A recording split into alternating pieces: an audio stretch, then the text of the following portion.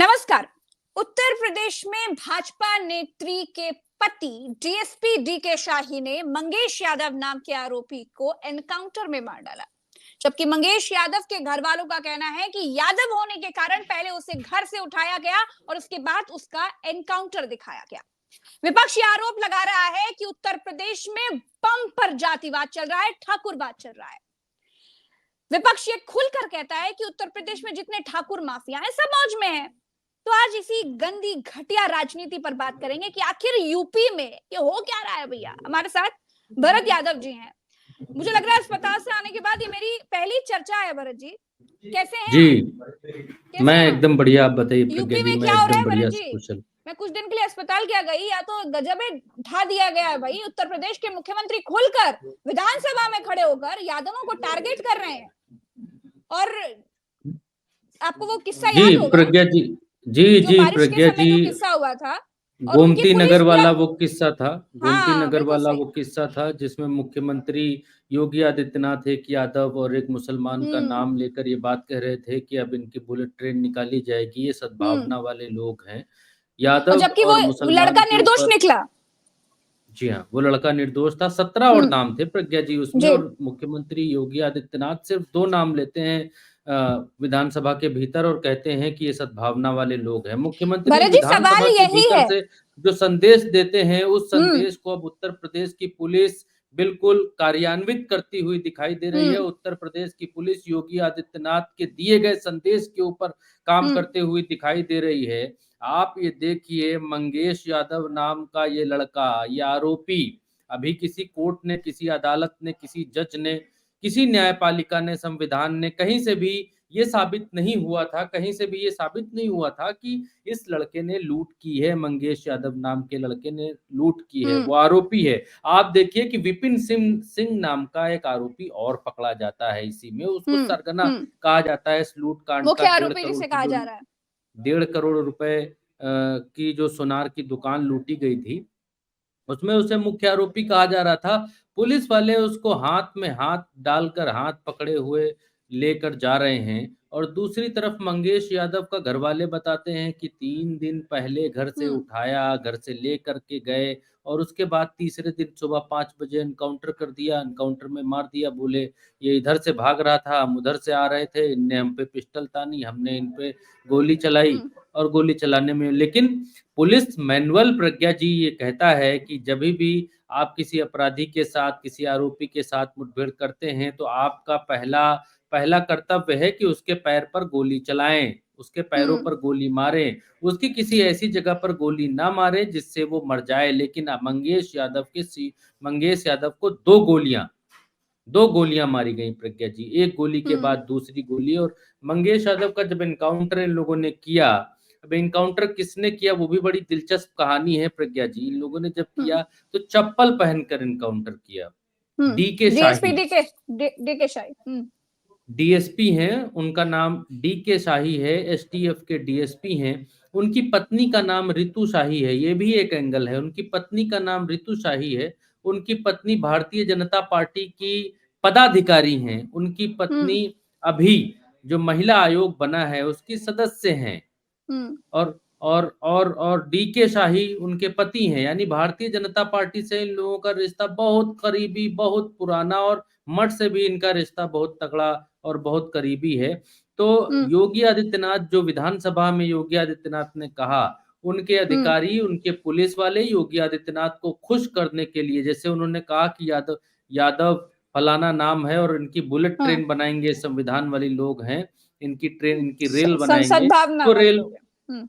जी, अब ये है क्यों प्रज्ञा जी? इसके पीछे नहीं, देखिए, अब मैं अभी। एक बात समझना चाहती हूँ। पहले इसी बात को क्लियर कर लेते हैं भरत जी। जी, जिस तरीके से मुख्यमंत्री योगी आदित्यनाथ ने विधानसभा में खड़े होकर जो कहा था कि ये सद्भावना वाले लोग हैं, इनकी रेल बनाएंगे, कहा कि इनके लिए बुलेट ट्रेन चलाएंगे, तो क्या पुलिस को एक तरह का संकेत मिला, मैसेज मिला कि अब एक जाति विशेष के लोगों को प्रताड़ित करना है, जिसका सिला हम देख रहे हैं मंगेश यादव के केस में? प्रज्ञा जी, हो ये रहा है। इसके रूट में जब आप जाएँगे तब आपको ये मालूम चलेगा कि इस बार 2024 के जो लोकसभा इलेक्शन हुए, इस हम्म। इलेक्शन में भारतीय जनता पार्टी का हमेशा ट्रम्प कार्ड चलता था हिंदू-मुसलमान वाला। लेकिन हम्म। इस बार भारतीय जनता पार्टी धर्म की लड़ाई में बुरी तरीके से हार गई, बुरी तरीके से धर्म की लड़ाई में शिकस्त खाई और इसीलिए भारतीय जनता पार्टी का सुपड़ा उत्तर प्रदेश में लगभग-लगभग साफ हो गया। नरेंद्र मोदी बैसाखियों पर आ गए, बहुत बड़ा डेंट लगा। और विपक्ष की तरफ जब आप देखेंगे, इंडिया की तरफ जब आप देखेंगे, तो इंडिया ने जो जातीय गुलदस्ता सामाजिक समरसता वाली का जो माला पिरोया, उसमें सभी जातियों को अपने साथ लेकर चले, वो भारतीय जनता पार्टी को आज की तारीख में खटक रहा है प्रज्ञा जी। आज की तारीख में आप ये देखिए कि ये किसी राजा, किसी किसी मुख्यमंत्री के मुँह से ये बात शोभा नहीं देती है कि फलाना यादव और फलाना मुस्लिम हम इनकी जो है रेल बनाएँगे, सिर्फ़ 2 नाम 17 में से लेकर। तो ये तो बिल्कुल हम्म। साफ संदेश है कि भाई अगर हम कह रहे हैं कि रेल बनाएँगे, तो फिर भाई आप लोग भी रेल बनाइए, जिन लोगों को रेल बनाने के लिए रखा है उत्तर प्रदेश के भीतर। घर वाले कुछ भी कहते रहें, घर वाले कुछ भी करते रहें, कोई मतलब नहीं है।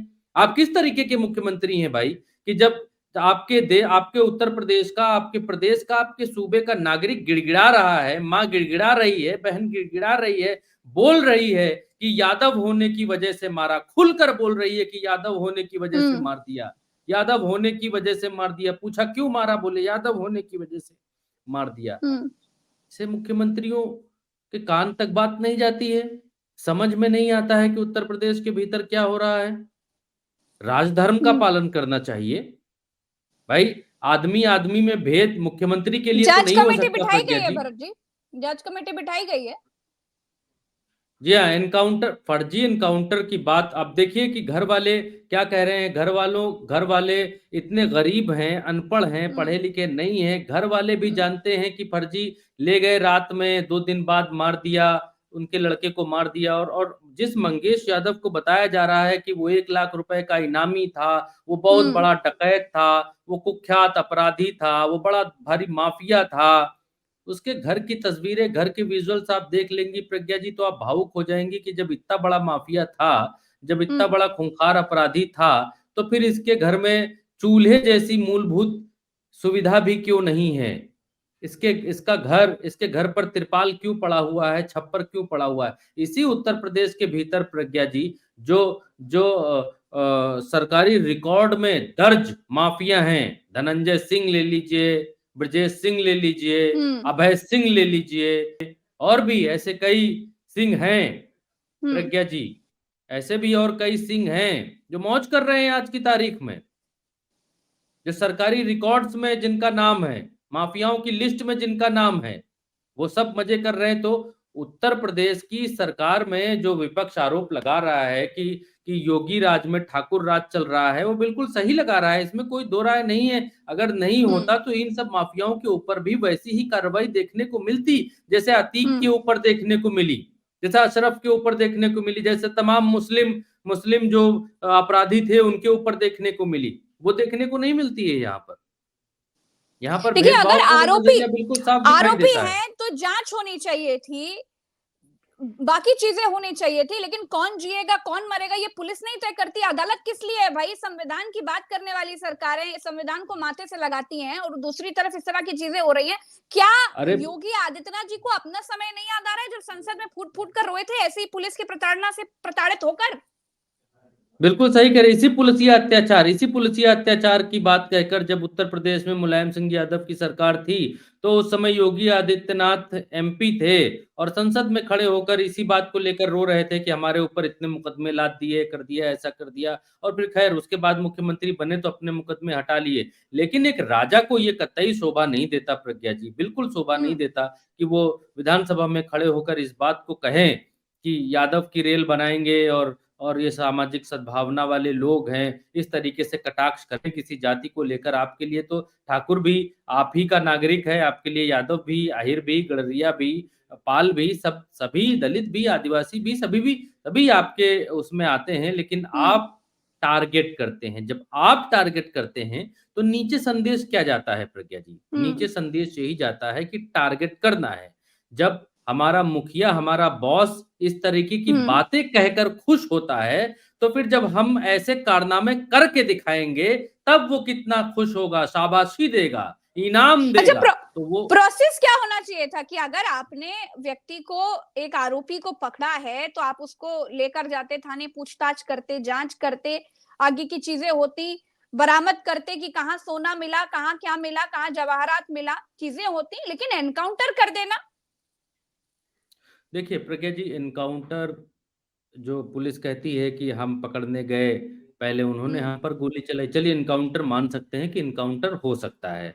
हम पकड़ने हम्म। गए, हमने गोली चलाई, उन्होंने हम्म। गोली चलाई, हमने गोली हम्म। अपने बचाव में चलाई तो उनको लग गई। दिस इज़ एनकाउंटर, ठीक है, कोई बात हम्म। नहीं। लेकिन एनकाउंटर में भी पुलिस मैनुअल्स में ये है कि आप शरीर के ऐसे हिस्से में, ऐसे अंग में गोली नहीं मार सकते जहाँ मारने से व्यक्ति मर सकता है। आप पैरों पर गोली चलाइए, पैरों पर चलाएँगे तो कितना भी बड़ा कुख्यात लुटेरा क्यों ना हो, मंगेश हम्म। यादव गिर तो जाता ही, पैर में गोली लगती तो भाग तो नहीं हम्म। पाता। लेकिन ये आप यहाँ पर देखिए कि यहाँ क्रोनोलॉजी समझेंगी तो आपको मालूम चलेगा कि 2 दिन पहले उठाकर ले गए, तीसरे दिन बता दिया एनकाउंटर में मारे गए। जो एनकाउंटर कर रहा है वो चप्पल पहने हुए है, चप्पल में कैसे दौड़ के एनकाउंटर किया होगा। फिर हम्म। फ़ोटो खिंचाई की रस्म चल रही है, फिर उस रस्म में कोई सफ़ेद जूता पहना है, नीला जूता पहना है, बारिश का महीना है, सितंबर का हम्म। महीना चल रहा है। अब इस मौसम में उत्तर प्रदेश के भीतर बारिश होती ही रहती है, कीचड़ रहता है। कीचड़ नहीं भी रहता है तो सवेरे 5 बजे का समय है, घास की ओस तो जूते-चप्पलों में लग ही सकती थी। ओस के साथ मिट्टी तो कुछ लग ही सकती थी, कुछ नहीं लगी। तो ये एक तरीके से संदेह के घेरे में है एनकाउंटर, हम्म। पूरी तरीके से संदेह के घेरे में है। दूसरी बात ये है प्रज्ञा जी कि पुलिस, क्योंकि मैंने इस सिस्टम को बहुत करीब से देखा है और पुलिस एनकाउंटर कैसे करती है और एनकाउंटर के लिए क्या-क्या जुगाड़ हम्म। करती है, मुझे बहुत अच्छी तरीके से मालूम है क्योंकि एक समय था, काकोरी थाने की बात मैं आपको बताता हूँ कि एक केस था, एक हत्या हुई थी और उस हत्या में माल एक इलाका है, उस इलाके से एक नट हम्म। बिरादरी की लड़की को पकड़ लाई थी पुलिस और उसे अपनी जीप में बिठाकर घुमा रही थी। बिल्कुल आँखों देखा किस्सा मैं आपको प्रज्ञा जी बता रहा हूँ। उसे अपनी हम्म। जीप में बिठाकर घुमा रही थी 3-4 दिन से और पुलिस क्योंकि कई दुकानों पर रुकती है, जहाँ बैठती है, खाती-पीती है या जिन जिन जगहों पर अपनी चौकी टाइप की बनाती है मतलब वैसी चौकी जो स्थायी नहीं होती है, जैसे किसी दुकान को या चौराहे को हम्म। अपना अड्डा बनाया, वहीं तख़्त पर सो रहे हैं, लेट रहे हैं रात में, हम्म। ऐसी जगहों पर तो फिर वहाँ पर लोगों ने पूछा कि साहब ये आपके साथ 2 दिन से घूम रहा है आदमी, तो हँस दिए, आज हँस दिए। कल जब पूछे तो मालूम चला कि भैया ये जो है एक गुड वर्क करना है इसलिए इनको लेकर आए, तो भाई हमें भी जिज्ञासा हुई, हमने पूछा कि व्हाट इज़ गुड वर्क? कि गुड वर्क क्या होता है भाई साहब? जो पुलिस के अधिकारी साहब थे, वो भी हमारे बहुत करीबी जानने वाले थे, पत्रकारों के जानने वाले और करीबियत तो बढ़ ही जाती है। तो गुड वर्क पूछा मैंने, मैं अपनी वो बता रहा हूँ, गुड वर्क मैंने पूछा हम्म। उनसे तो उन्होंने कि गुड वर्क नहीं जानते, गुड वर्क होता है एनकाउंटर। गुड वर्क का मतलब ये है कि आज ढेर करना है, मार देना है, आज जो है मुठभेड़ होनी है। तो पूछा तो साहब आपके साथ ही घूम रहा है, आप इसको 2 दिन से जीप में बैठे घुमा रहे हैं, यहीं जो है होटल पर समोसा जलेबी आप भी खा रहे हो, उसको भी छनवा रहे हो, फिर गुड वर्क इसको कैसे करोगे? तो बोले नहीं वो सब जो है पुलिस का काम है वो होता है। फिर उसके हम्म। बाद जी, उसके बाद अगला दिन आता है, अगले दिन रात साढ़े 8-9 बजे के आसपास उस नट बिरादरी के व्यक्ति को मार देते हैं। और ये पता चलता है, मैं नाम नहीं खोलना चाहता उन पुलिस अधिकारियों के। फिर ये पूछा उनको फ़ोन आता है कि हाँ, तुम गुड वर्क में चलोगे? बोले कि नहीं, हम नहीं जाएँगे। बोले गुड वर्क हो गया। गुड वर्क हो गया? बोले कि कैसे हो गुड वर्क हो गया? बोले कि एनकाउंटर हो गया। तो उस वक़्त सिर पकड़कर मैं भी बैठा था कि इस तरीके से एनकाउंटर पुलिस करती है, ये एनकाउंटर होता है। और अगर काकोरी का उस समय का इतिहास आप उठाकर देखेंगी या उस समय के अखबार आपको मिल जाएँगे, तो खबर भी छपी हुई मिल जाएगी कि फलाने व्यक्ति से मुठभेड़ और जो पुलिस बताएगी वही लिखना पड़ता है पत्रकारों को। पुलिस ने बताया कि हमारी इससे मुठभेड़ हुई, अखबारों में वही छपा कि मुठभेड़ हुई। मुठभेड़ के बाद जो है वो मार गिराया गया एक अपराधी को। दूसरे केस में कहीं और से लाए गए, उठाए गए व्यक्ति को हुँ। सज़ा देकर प्रज्ञा जी किसी और व्यक्ति का एनकाउंटर दिखाकर उस केस में नत्थी कर दिया गया कि इस केस यहाँ से पर जुड़े एक भैया जी एक जो बहुत महत्वपूर्ण चीज़ है, वो इस विषय पर ध्यान देने की भी ज़रूरत है कि मंगेश यादव तो एक केस है, लेकिन इसके पीछे जो है वो बहुत बड़ा राजनीतिक कुचक्र देखने को मिल रहा है। विपक्ष जैसा आरोप लगा रहा है, विपक्ष जो बार-बार कह रहा है कि ये एक तरीके से यूपी की जनता को जातीय लड़ाई में बाँटने की तैयारी चल रही है। अब जो चुनाव आने वाला है, विधानसभा चुनाव आने वाला है, उसमें हम देखने देखने को हमें मिलेगा कि अब भयंकर जातिवाद होगा, जाति भेद होगा।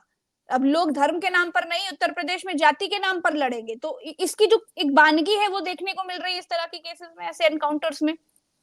प्रज्ञा जी, एक बात आप बहुत अच्छी तरीके से जान लीजिए कि यादव और मुसलमान, भारतीय जनता पार्टी को ये 100% मालूम है कि यादव और मुसलमान समाजवादी पार्टी का कोर वोटर है और इस वोटर हुँ, को बड़ी मुश्किल से ही अपने पास लाया जा सकता है। और हुँ, इसीलिए गैर यादव पिछड़ों में ये संदेश देने की कोशिश भारतीय जनता पार्टी कर रही है कि जैसे योगी आदित्यनाथ ने विधानसभा में खड़े होकर ये बात कही कि इनकी हम रेल बनाएँगे, ये बड़े सद्भावना वाले लोग हैं, फलाने यादव और एक मुस्लिम।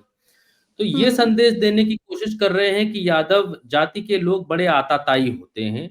यादव जाति हुँ, के लोग लड़कियाँ छेड़ते हैं, वो लड़की छेड़ने वाला मैटर था। यादव हुँ, जाति हुँ, के लोग बड़े बड़े सौदे होते हैं, यादव जाति के लोग खूंखार डकैत होते हैं, यादव जाति के लोग ऐसे होते हैं। तो एक परसेप्शन बनाने की कोशिश की जा रही है।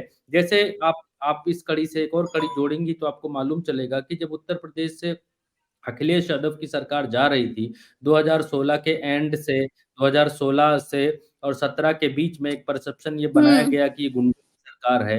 ये गुंडों बिल्कुल। की सरकार है और भारतीय जनता पार्टी ने एक नारा भी दिया था जिस जिस गाड़ी पर लगा समाजवादी झंडा उसके भीतर बैठा है गुंडा, ऐसे करके नारे हुँ, भी उस समय चले थे 2016 के समय में और वो हुँ, परसेप्शन फिर से चुनाव आते-आते क्रिएट करने की कोशिश की जा रही है। क्योंकि नरेंद्र मोदी जी की तरह उत्तर प्रदेश की सरकार में भी बताने के लिए कुछ नहीं है प्रज्ञा जी। ऐसा कुछ नहीं है जिसको बताकर या दिखाकर वोट लिया जा सके। नरेंद्र मोदी जी ने कहा कि कांग्रेस आपकी गाय भैंस खोल ले जाएगी, आपका सोना ले हुँ, जाएगी, मंगलसूत्र उड़ा ले जाएगी और न जाने क्या-क्या मैं बायोलॉजिकल नहीं हूँ, मैं ऐसा हूँ, वैसा हूँ। ये सब बातें उन्होंने की। हुँ। तार्किक बातें करने क्योंकि अगर कुछ करते तो फिर तार्किक बातें करते, वैसा उन्होंने कुछ करके दिखाया नहीं। लेकिन दूसरी भरत बात जी वही हाल उत्तर प्रदेश में हुँ, भी है प्रज्ञा जी, हुँ, वही हाल हुँ, हुँ, हुँ, उत्तर प्रदेश में भी है। उत्तर प्रदेश में 10 साल की सरकार चल जाएगी, 10 साल की सरकार के बाद भी अभी भी भारतीय जनता पार्टी के पास मुद्दा यही है कि समाजवादी पार्टी के लोग और अब उसमें एक चीज़ और जोड़ी जा रही है, बहुत हुँ, चालाकी से समाजवादी पार्टी के ये यादव वोटर ये हुँ, सब तो या तो बलात्कारी हैं या डकैत हैं, उस तरीके का परसेप्शन बनाने की कोशिश की जा रही है, हुँ। अच्छा ताकि भरत जी गैर हाँ, यादव पिछड़ा के साथ जुड़ ना सके, दहशत खाए, ये है मसला। हुँ, हुँ, हुँ। और जी। इससे क्या होगा? इससे होगा गैर यादव पिछड़ा जो वोटर है प्रज्ञा जी, वो यादव जाति के या यादव बिरादरी के लोगों को आताताई समझकर या इनकी सरकार आ गई, अखिलेश यादव हुँ, की सरकार आ गई, अच्छा, तो हुँ, ये हुँ, यादव हुँ, पता हुँ, नहीं क्या करेंगे, तांडव करेंगे, इसलिए इनसे दूर रहो, इनके साथ मत रहो। क्योंकि इस चुनाव में बिल्कुल साफ दिखाई दिया कि 2024 के चुनाव में क्योंकि गैर यादव पिछड़े और यादव पिछड़े और दलित समाज, आदिवासी समाज सब ने एक साथ आकर किसी ने संविधान बचाने के लिए वोट किया, किसी ने भारतीय हुँ, जनता पार्टी के झंडों से ऊब कर वोट किया। तो वोटिंग तो हुई और भारतीय जनता पार्टी का सूपड़ा ऐसे ही साफ नहीं हुआ है। भारतीय जनता पार्टी ने अपनी मीटिंगों में अपनी समीक्षा बैठकों में ये बात बहुत अच्छी तरीके से समझ ली है कि उत्तर प्रदेश में अगर गैर यादव पिछड़ों को यादवों से डराया हुँ, नहीं गया, तो 2027 के चुनावों में भारतीय जनता पार्टी को लेने के देने पड़ सकते हैं और हुँ, ये मंगेश यादव का एनकाउंटर या इससे पहले यादव का नाम लेकर योगी आदित्यनाथ ने जो कहा, इसकी और भी हुँ, कहानियाँ भी और भी दूसरी चीज़ें भी आनी बाकी हैं क्योंकि भारतीय जनता पार्टी को अगर चुनाव उत्तर प्रदेश में जीतना है, तो फिर गैर यादव ओबीसी को, गैर यादव पिछड़ों को यादवों से डराकर रखा जाना अति आवश्यक है, क्योंकि बरजी, भारतीय अगर हम जनता एक चीज पार्टी। देखें, योगी आदित्यनाथ के कार्यकाल की अगर हम बात करें तो लोग तारीफ करते थे कि कानून व्यवस्था ठीक है, जो गुंडे माफिया हैं उनमें डर का माहौल है, इस तरह की चीजें चलती थी और कई बार हमने भी देखा, हमने अपनी डिबेट्स में इस बात की चर्चा भी करी। लेकिन अब जो हम देख पा रहे हैं कि इतना खौफ किस बात का है, किस बात का डर है कि आप अचानक से धर्म की लड़ाई छोड़कर जाति की लड़ाई में उतर कर आ रहे हैं। और योगी आदित्यनाथ से ये उम्मीद तो कोई नहीं कर सकता था, जो खुद भुक्तभोगी रह चुके हैं इस तरह के पुलिस या प्रताड़ना के। देखिए प्रज्ञा जी, सत्ता बड़ी चीज होती है, हम्म। धर्म की लड़ाई, यही बात आपने पहले भी कई डिबेट्स में ये बात कही है कि भारतीय हम्म। जनता पार्टी, आपने कहा कि लगेगी आग तो आएंगे कई कई घर घर जगमग, जद में, यहाँ सिर्फ हमारा मकान थोड़ी है। मकान थोड़ी है। तो इससे पहले भी आपने जब ये बात कह रही थी, तो उस समय भी ये था कि सिर्फ मुसलमानों के ऊपर जो जिस तरीके से बातें करती थी भारतीय जनता पार्टी, हम्म। नफरत जिस तरीके से फैला रही थी उस समय, तो ये हो रहा था कि सिर्फ मुसलमान नहीं, नफरत इससे आगे भी जाएगी, नफरत इससे आगे भी बढ़ेगी। और वो नफरत, आप जिनको सनातनी कहते थे, ये लोग एक छतरी में हम्म। लाने की बात कहते थे, जिनको ये कहते थे कि दलित, आदिवासी, हिंदू, यादव, भला फला सब जो है सनातन का हिस्सा है और सनातनियों को एक हो जाना चाहिए। तो फिर अब हम्म। योगी आदित्यनाथ ये बात किस मुख से कहते हैं कि यादव फलाना जो है इनकी रेल बनाएंगे? ये सद्भावना वाले लोग हैं। फिर किस मुख से कहते हैं, और फिर किस मुख से कहते हैं कि सब सनातनी हैं, सब एक झंडे, क्योंकि ये कोशिश इनकी नाकाम हो गई। ये सनातनी वाला जो एक एक एक समय आपने देखा था कि बागेश्वर बाबा को जगह जगह घुमाया जा रहा था और बताया जा रहा था कि हम्म। सब सनातनी एक हो जाइए, लेकिन वो मामला चल नहीं पाया, वो हम्म। जरा सा भी हम्म। मामला चल नहीं पाया, और भारतीय जनता पार्टी की बहुत बुरी हार हुई। अब भारतीय हम्म। जनता पार्टी को ये क्लियरली लगने लगा है प्रज्ञा जी, कि अगर ओबीसी जातियां बटी नहीं तो भारतीय जनता पार्टी का सुपड़ा साफ होना 2027 में भी कोई रोक नहीं सकता है। 2000 2024 के चुनाव का रिजल्ट है वो डबल दिखाई देगा आपको 2027 के चुनाव में, क्योंकि हम्म। बेरोजगारों का गुस्सा है, और बाकी जो गुस्सा है वो आपने देखा ही, संविधान को किस तरह रौंदा और कुचला जा रहा है। हम्म। आपने देखा उत्तर प्रदेश के भीतर आज ही आज हम्म। ही जो शिक्षकों वाला मामला है, सुप्रीम कोर्ट से उस पर जो है रोक लग गई है, रोक और लगाई गई है। भारतीय जनता पार्टी की 69 सरकार साल शिक्षक भर्ती चाहती में। नई लिस्ट, जी हाँ, भरत जी। नई लिस्ट जी बहुत दे बहुत। देती, हाँ। नई लिस्ट दे हाँ। देती, लेकिन नहीं हम्म। दिया। तो हम्म। 69,000 शिक्षक भर्ती में जो 6800 शिक्षक हैं, उनका आरक्षण किस तरह छीना गया। उत्तर प्रदेश भूलेगा नहीं कि आरक्षण किस हम्म। तरीके से दबाया जा रहा है, उत्तर प्रदेश में हक किस तरीके से छीना जा रहा है। और ये जातियों को आपस में बांटकर भारतीय जनता पार्टी का काम बनने वाला नहीं है, क्योंकि ये बात हम्म। मैंने पहले भी कही है कि धर्म के नाम पर मुस्लिमों से हिंदुओं को डराकर, हिंदू खतरे में है, मुसलमान आ जाएंगे तो ऐसा हो जाएगा, वैसा हो हम्म। जाएगा, यादवों की सरकार आ जाएगी तो ऐसा हो जाएगा, वैसा हो जाएगा। ये कर हम्म। कर बहुत कुछ होने वाला नहीं है, बहुत कुछ इसके बहुत अच्छे परिणाम दिखने वाले नहीं है, क्योंकि लोग बिल्कुल अपनी आंखों से देखना सीख त्रस्त चुके हो हैं। चुके हैं, बिल्कुल सही बात है।